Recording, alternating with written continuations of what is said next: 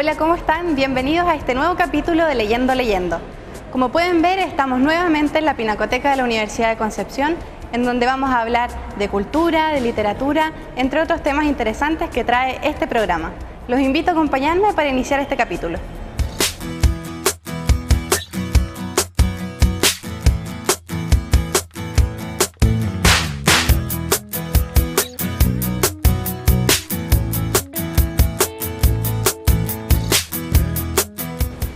Me encuentro con Edson Faúndez, que nos va a contar acerca del 10º seminario de investigación literaria que se desarrolló en la Universidad de Concepción en el marco de la Escuela de Verano.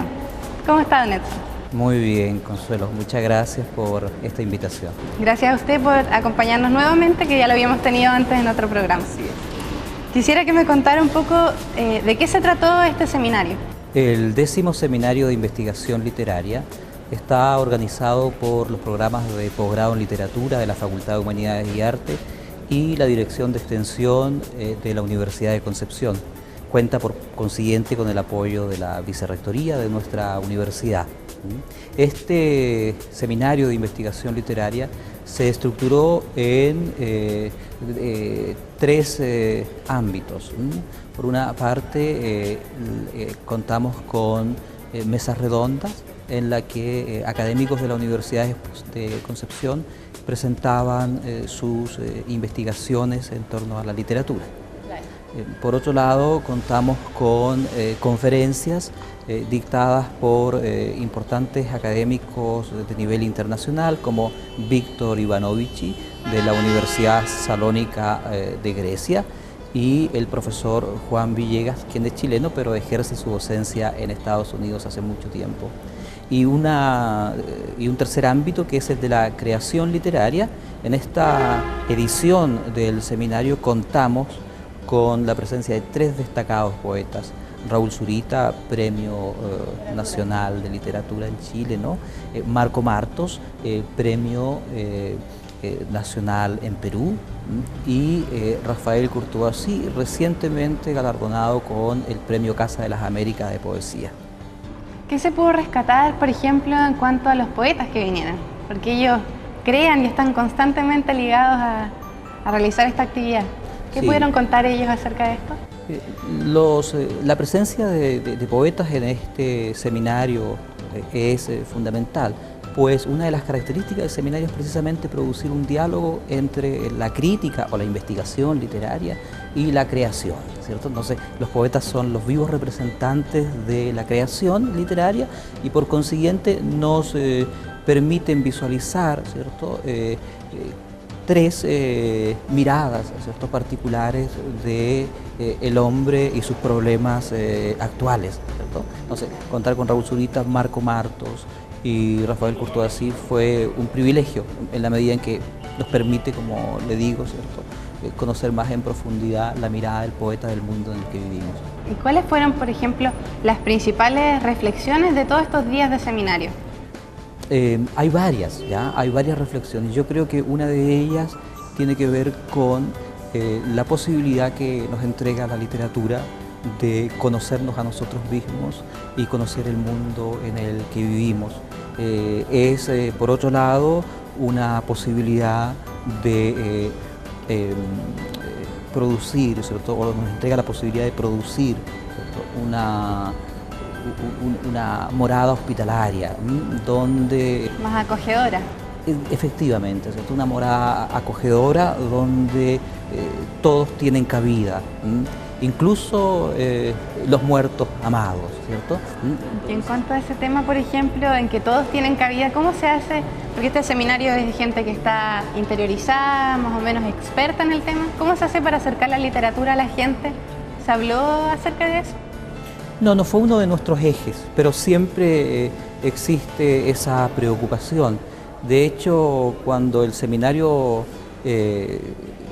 surge, es una instancia de acercamiento precisamente entre la literatura y la comunidad penquista, ¿no? En esta edición yo creo que cumplimos ese objetivo, ¿ya? Pues contamos con la presencia en todas las mesas en todas las conferencias y las lecturas poéticas de una gran cantidad de personas, estudiantes, profesores y, por cierto, amigos y amigas de la comunidad penquista. ¿Qué se le puede decir a la gente para recalcar eso de que los libros no solamente son para los expertos, porque algunos quizás lo ven como algo muy alejado, o quizás un libro lo ven muy grueso? Esa importancia que tiene el libro, la lectura. Me parece que un libro puede definirse como un objeto, ¿cierto?, que calla y espera. Estar silencioso, pero al mismo tiempo está esperando el arribo del otro, del lector. Por lo tanto, un libro siempre está dirigiendo un llamado. Y cuando un lector acoge ese llamado, pareciera ser que se enfrenta a una aventura fundamental que puede transfigurar su propia vida. Creo que cuando uno asume el ejercicio de la lectura como una aventura transfiguradora del ser, entonces cada vez que un libro que calla y espera, cada vez que un libro que dirige su llamado a nosotros, ¿cierto?, está allí, siempre habrá un lector para responder a ese llamado. Y allí, en esa aventura, todas las posibilidades, creo, están abiertas. Consuelo, alegría, emociones encontradas, posibilidad de una salud allí donde hay enfermedad, posibilidad para resistir la tragedia, el dolor, la muerte, posibilidad de conocimiento, entre muchas otras. Para todos los ámbitos de la vida, entonces.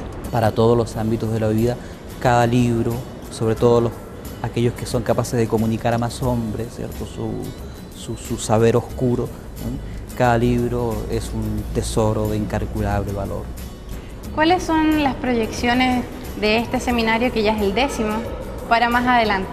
Bueno, nos gustaría pensar que pronto vamos a tener 10 más, ¿cierto? Y que las generaciones futuras de profesores del área de literatura de la Universidad de Concepción crean que esta instancia de diálogo, de encuentro y de reflexión pueda prolongarse en el tiempo. Ese sería nuestro mayor regalo también, ¿cierto?, que podríamos recibir de todos los esfuerzos que hacen los profesores del Departamento de Español para darle vida a este seminario, ¿cierto? Si hay continuidad en el tiempo, si logra ser atractivo en el futuro, entonces todo esto no habrá sido en vano. Muchísimas gracias, don Edson, por acompañarnos y contarnos acerca de este seminario. Muchas gracias a usted, Consuelo.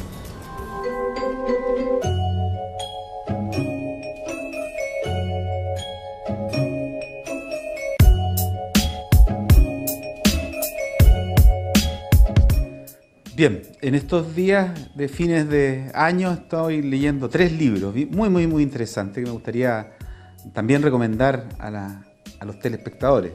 El primero de ellos está escrito por 2 economistas, uno del MIT y otro de Harvard, que se llama ¿Por qué fracasan los países? Y un análisis muy interesante desde la perspectiva de la economía, pero también de la historia y la sociología, de por qué algunos países que tienen iguales condiciones, ¿no es cierto?, generan situaciones que los llevan al desarrollo o a la pobreza, ¿ya?, que es el caso, por ejemplo, entre México y Estados Unidos.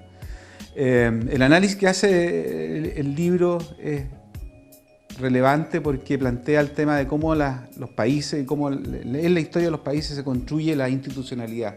Y ellos tienen la hipótesis de que es cómo se forman estas instituciones la que garantiza que un país pueda tener un mejor destino en términos de desarrollo para su pueblo. El otro libro que estoy leyendo con mucho interés, que yo creo que todos nuestros colegas que son académicos universitarios deberían interesarse, es el libro de María Olivia Monkeberg. Ella es Premio Nacional de Periodismo, antigua periodista, muy buena, y que se llama Con fines de lucro, que es la escandalosa historia de las universidades privadas en Chile. Hace un descarnado análisis de cómo se formaron algunas de las universidades privadas que existen hoy día y cómo se mezcla el tema de la educación y los negocios. Ya es un análisis muy lúcido, muy crítico, y yo creo que es muy interesante para la discusión que viene el próximo año sobre la educación superior en el país. Y el tercer libro es más bien un libro de novela negra, ¿no es cierto?, un gran escritor nacido en Punta Arenas, don Ramón Díaz Eteroy, que se llama La música de la soledad.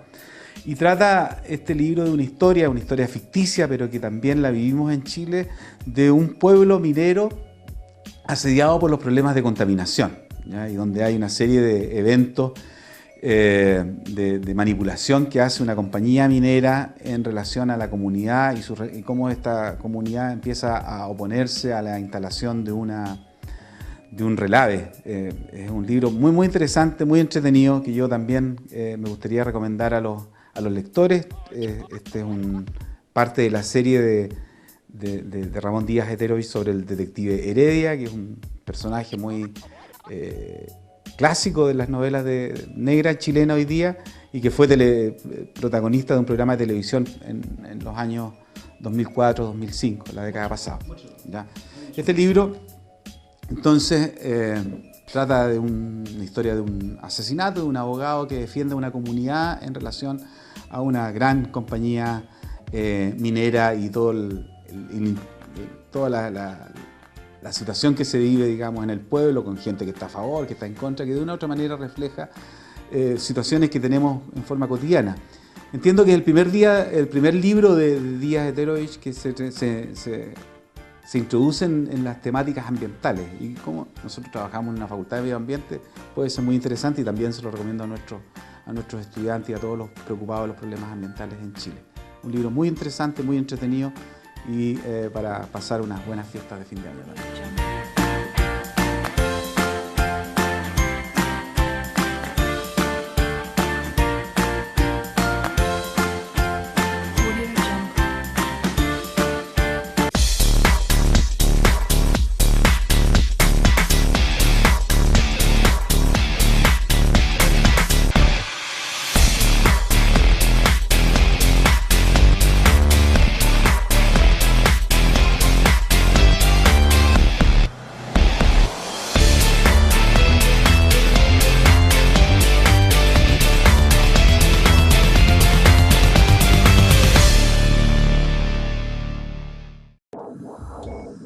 ¿Y se ve, doctor? Sí, se ve todo muy bien. Pero les tengo una tremenda noticia. ¿Qué? Su hijo viene con la marraqueta bajo el brazo. ¡Felicitaciones! Kino ahora viene con Combo Marraqueta, la nueva opción con la que ganas de una sola vez un auto, una casa y un sueldo de 500 luquitas por 10 años. Además, viene con Chanchito Regalón, que trae otro pozo millonario, y Chao Jefe recargado con sueldos de un palo por 10 años. Ya lo sabes, ahora tu Kino con todo viene además con Chanchito Regalón, Combo Marraqueta y Chao Jefe recargado. Kino, muchas más opciones para ganar. Un núcleo de extensión y cultura para todos, creando bienes públicos de interés nacional, entregando profesionales de excepción al país. Una universidad que se abre a las futuras generaciones. Universidad de Concepción, 95 años al servicio de Chile.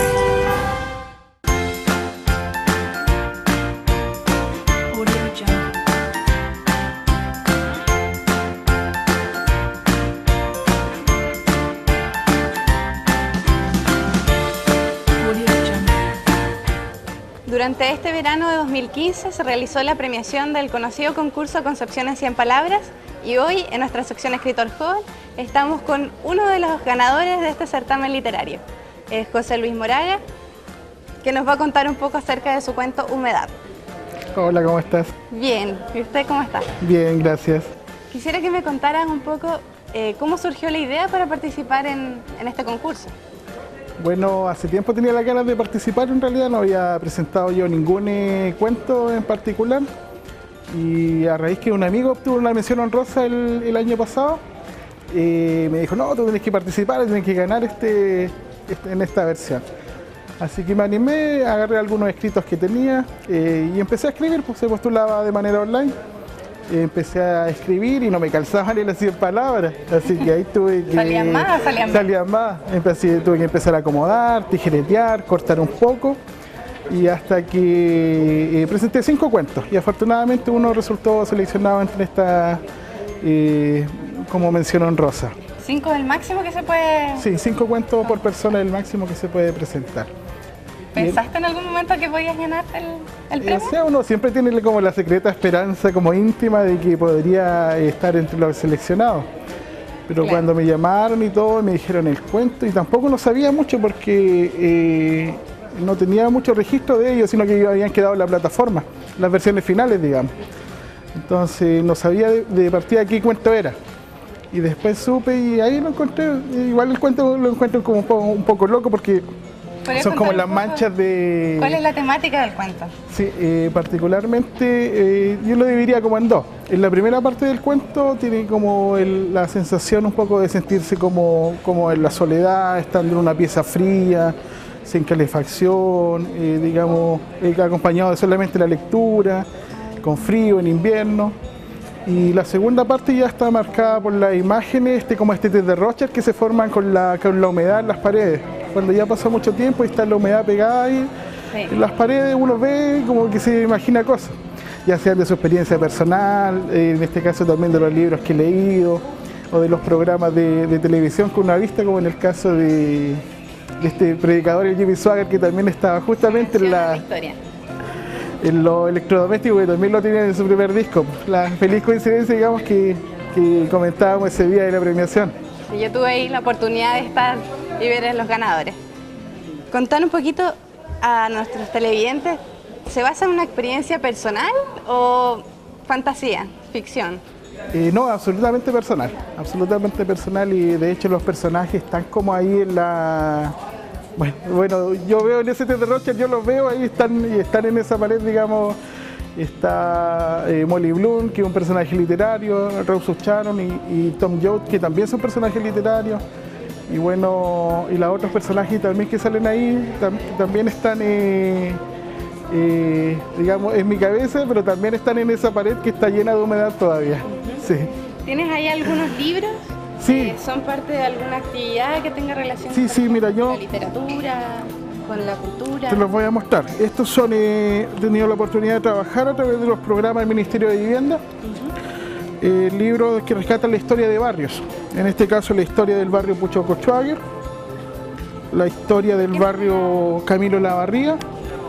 Y este ya fue el año pasado, me lo contaron mis viejos, de historias ferroviarias de San Rosendo. ¿De qué manera, como me preguntaba, contribuye a estos ejemplares que me están mostrando? Bueno, a través particularmente del trabajo que uno me ha tocado realizar, también soy periodista y he tenido la oportunidad de rescatar la memoria de barrios, de personas, de ciudades, de hecho, o lugares patrimoniales principalmente. Y he sientes tenido que la suerte de que he ido plasmado en libros también. ¿Cómo sientes que esto de contar historias, de escribir, puede ayudar a la comunidad en general, a la gente? Yo creo que bueno, los pueblos sin memoria no tienen historia, como se dice la frase, y es muy importante en ese sentido rescatar la historia de nuestros viejos, por ejemplo, de nuestros abuelos, o de sitios o sucesos que ocurrieron en algún lugar, ya sea en algún punto histórico de nuestra zona, en la zona del Carbón. Yo soy de allá, así que allá tenemos muchas historias ricas en el entorno de la mina, del patrimonio, la cultura, el turismo de allá. Para finalizar, ¿qué le dirías a la gente que nos está viendo para motivarlos tanto a leer como a escribir? Bueno, que en realidad un libro o un cuento les puede cambiar la vida y también para algunas personas es como terapéutico también. Escribir ayuda a expresar lo que uno siente, a liberarse un poco de los problemas, quizás las trancas, o ya a distraerse, a hacer volar la imaginación y más que nada lo que buscamos todos, por la felicidad también. Y lo podemos hacer también a través de la lectura y de la escritura.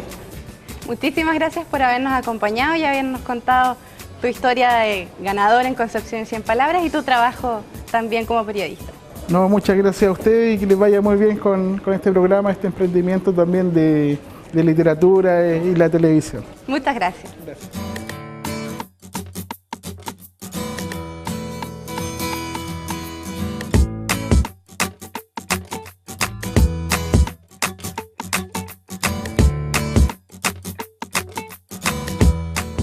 Estamos con don David Abello, que nos va a contar acerca de la Feria del Libro que se está desarrollando en diferentes universidades de Concepción.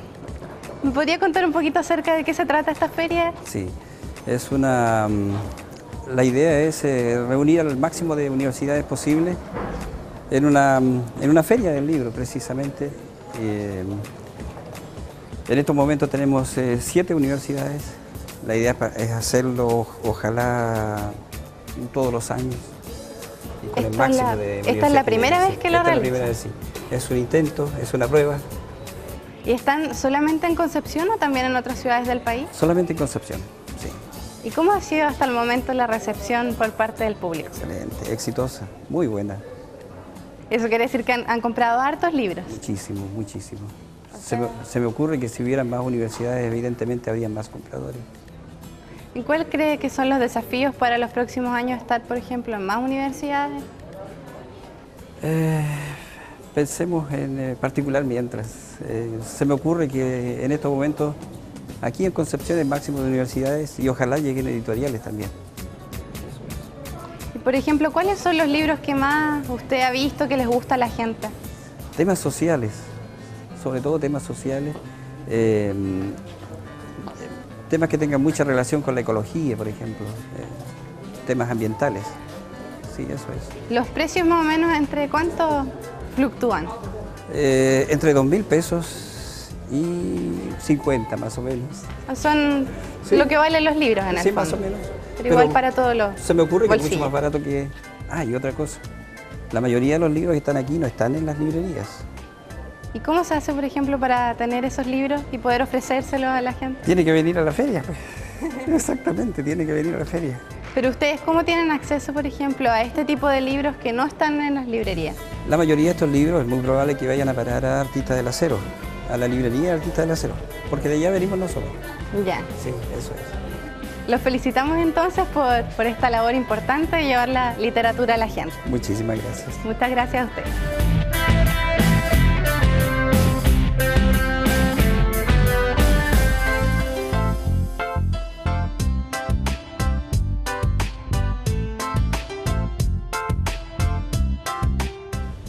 Ya llegó el momento de realizar nuestra sección de cine libros con Nicolás Masquerán. Estamos cómodos para realizar nuestra crítica del día de hoy, o comentario más bien, acerca de una trilogía que ha causado furor en los amantes del cine. Y bueno, quizás de la literatura también. Sí, tiene su público, y tiene su público en la literatura, y tiene su público en el cine. Estamos hablando de la saga de Los Distritos, ese es el nombre real, pero más conocida por el público en general como la saga de los Juegos del Hambre. Así es. Fíjate que es bien interesante analizar lo que ocurre acá como fenómeno, porque quizás una de las primeras cosas que uno debiera decir es que los escritores actualmente tienen mucha más conciencia de la probabilidad de que sus novelas sean llevadas al cine. ¿Por qué crees tú que se da ese fenómeno? Creo que ya se ha hecho recurrente que los libros sean tomados como referencia, ¿cierto?, para convertirlos luego en películas. Por lo tanto, los escritores han ido variando de alguna manera el lenguaje de la escritura, de tal manera que es mucho más fácil visualizar el libro llevado a una película. Me pasa, por ejemplo, con el caso del Código Da Vinci, que uno lee el libro y es muy cinematográfico. Y con esto en particular también, o sea, uno lee el libro y en realidad se da cuenta que hacer una adaptación más o menos fiel no es tan complejo como ocurre cuando uno lleva al cine, por ejemplo, un libro de la literatura clásica. Entonces se están atacando desde el principio ambos flancos. Mata dos pájaros de un tiro. Exactamente. ¿Y crees tú que esto es positivo? A mí parece sí lo es, porque para quienes leen primero un libro y luego quieren ver la película, lo que quiere un lector generalmente es ver algo parecido. Sí, ojalá lo más parecido posible. Yo creo que más que positivo o negativo, bueno, desde mi punto de vista también es positivo, pero habla de simplemente cómo nos vamos adaptando a los tiempos y vamos tomando conciencia, en este caso los escritores, ¿cierto?, de la cantidad de recursos que tenemos disponibles y que por lo tanto me enfrento al problema de la escritura sabiendo desde ya que tengo este potencial, ¿cierto?, este potencial cinematográfico y por lo tanto genero algo que es muy atractivo, porque el libro es muy atractivo y que luego desde la película puede emular o incluso superar ese atractivo con todo lo que ofrece, ¿cierto?, como Lo posibilidad visual. el lenguaje, claro, audiovisual. ¿Y cuál es tu opinión en particular acerca de los Juegos del Hambre? Que aún todavía tiene una película pendiente. Claro. Tiene agarrado a su público. Exactamente. Bueno, ahí hay algo criticable, que es esto de que desde Harry Potter, sobre todo en adelante, se dio por dividir las últimas partes en dos, ¿no? Entonces eso obviamente es un criterio comercial. Ha pasado con varias películas. Y no siempre funciona como debiera. Pero me pasa algo bien curioso con los Juegos del Hambre, que al leer, por ejemplo, el primer libro, vi primero la película, esa es la verdad. Me parece una película entretenida, cumplida, digamos. Y leer el libro fue, claro, lo típico de, en realidad, el libro es mejor que la película. Pero cuando seguí, resulta que me pareció que la segunda película era mejor que el segundo libro. Y ahora, bueno, nos tienen, como tú bien dices, en un stand-by, ¿cierto? Esperando qué va a Nos tienen pasar con la mitad ahí. con la última parte de la saga. Que fíjate que, voy a hacer un pequeño spoiler, en realidad es una sensación personal. Sentí que el tercer libro tenía mucho relleno quizá, y llegué hasta las últimas páginas esperando una decepción, pero en las 10 últimas páginas se arregla de una manera insospechada. Esa es la verdad. Lo estás dejando, pero metidos entonces aquí. Sí, la verdad es que, bueno, es literatura juvenil, ¿cierto? Está pensada para adolescentes y es especialmente atractiva para adolescentes, pero como todo, tiene lo suyo, y yo siento que hay una crítica muy solapada a un estilo de vida incluso, moderno, actual, ¿cierto? Que se camufla en esto de hacer una especie de caricatura de lo que habría sido alguna vez el Imperio Romano y esta lógica del pan y circo, ¿no? De circo, sí. Claro. Pero En que los ricos están arriba, Claro. riéndose, disfrutando de la desgracia de los pobres. Exacto, pero fíjate que uno empieza a descubrir que en realidad esa fotografía no es de un futuro posible, sino que podría ser una fotografía de la actualidad hacia los Estados Unidos en este caso, que es lo que está ahí representado, ¿cierto?, en Panem, como un Estados Unidos del futuro, pero desde los Estados Unidos, cosa que es muy curiosa, ¿ah?, de observar en este tipo de literatura que se supone que es comercial. Claro. En el fondo que ellos hablen de sus debilidades. Exactamente. Entonces desde ahí ya me parece interesante de enfrentar, porque yo siempre he sentido que la ciencia ficción de alguna forma permite abordar de una forma ingeniosa lecturas de la realidad que a veces son lecturas muy críticas, pero que vienen bien escondidas debajo de esta epidermis, ¿no?, del futuro, o en este caso, ¿cierto?, de una distopía, o a veces de la robótica, o qué sé yo. Alguna vez lo hablamos, que de alguna manera oculta también nuestros temores, ¿no? Claro. Y en los Juegos del Hambre es un poco eso, llevado a un público adolescente que tiene un tremendo personaje principal para sentirse bien identificado con él. Y para finalizar, ¿qué opinas de la actuación de los actores? Vale, la redundancia. Fíjate El que, rol que yo desenvuelven. destaco principalmente tres actores acá en realidad. A pesar de que hay varios que habría que relevar, digamos, que destacar. Donald Sutherland en el papel del presidente Snow me parece notable. Me parece también muy notable el papel de que lamentablemente se suicidó, que fue Philip Seymour Hoffman, que en la película que tú lo pongas, él siempre va a destacar. Es cosa de ver su historial para atrás. Y la protagonista en este caso, Jennifer Lawrence, que es bastante joven, ha demostrado ser una tremenda actriz, muy versátil, y resulta que me pasa justamente en la tercera película, que siento que esa especie de estado de confusión que el personaje está viviendo en ese instante, que a algunos hasta les molesta, les resulta incómodo, está muy bien logrado por ella. Entonces dejamos a nuestro público invitado a leer Los Juegos del Hambre, a ver las películas, y ojalá que se encanten también como muchos lo han hecho hasta el momento.